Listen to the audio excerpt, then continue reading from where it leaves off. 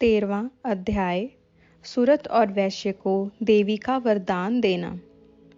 पहले ध्यान करेंगे, जो प्रातः काल के सूर्यमंडल की सी कांति धारण करने वाली है, जिनकी 4 भुजाएं और 3 नेत्र हैं, तथा जो अपने हाथों में पाश, अंकुश, वर और अभय मुद्रा धारण किए हुए हैं।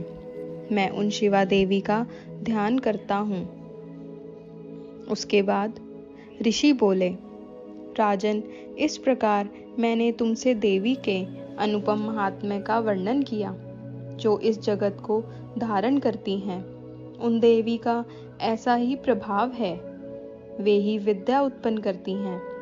भगवान विष्णु की माया स्वरूपा उन भगवती के द्वारा ही तुम यह वैश्य तथा अन्यान्य विवेकी जन मोहित हुए हो तथा भविष्य में भी मोहित होंगे।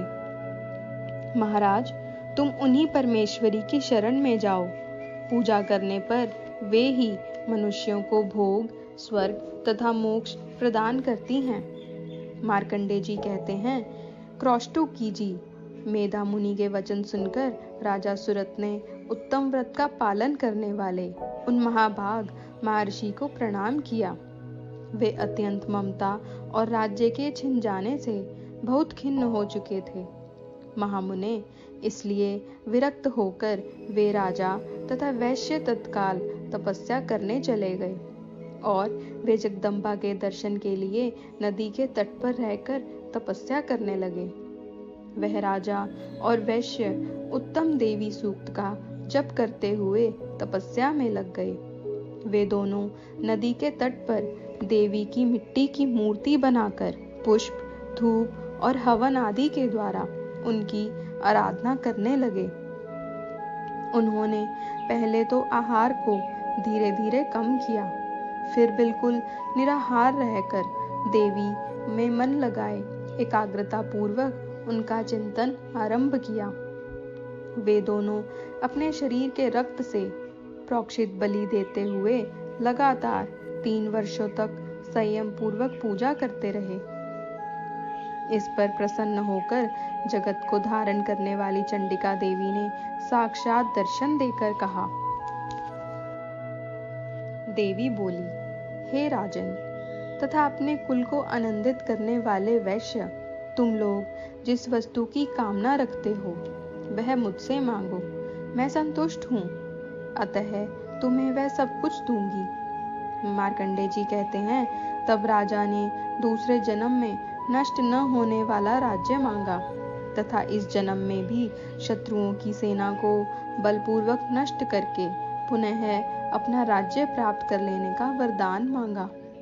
वैश्य का चित्त संसार की ओर से खिन्न एवं विरक्त हो चुका था और वह बड़ा बुद्धिमान था, अतः उस समय उसने ममता और अहंकार रूप आसक्ति का नाशक ज्ञान मांगा। देवी बोली, राजन, तुम थोड़े ही दिनों में शत्रुओं को मारकर अपना राज्य प्राप्त कर लोगे। अब वहां तुम्हारा राज्य स्थिर रहेगा। फिर मृत्यु के पश्चात तुम भगवान सूर्य के अंश से जन्म लेकर इस पृथ्वी पर सावर्णिक मनु के नाम से विख्यात होगे। वैश्यवर्ग, तुमने भी जिस वर को मुझसे प्राप्त करने की इच्छा की है उसे देती हूँ। तुम्हें मोक्ष के लिए ज्ञान प्राप्त होगा। मार्कंडेय जी कहते हैं, इस प्रकार उन दोनों को मनोवांछित वरदान देकर तथा उनके द्वारा भक्ति पूर्वक अपनी स्तुति सुनकर देवी अंबिका तत्काल अंतर ध्यान हो गई। इस तरह देवी से वरदान पाकर क्षत्रियों में श्रेष्ठ सूरत सूर्य से जन्म ले सावर्णिक नाम के मनु हुए। इति सूरत और वैश्य को वर प्रदान करने का 13वां अध्याय समाप्त होता है। जय माता दी।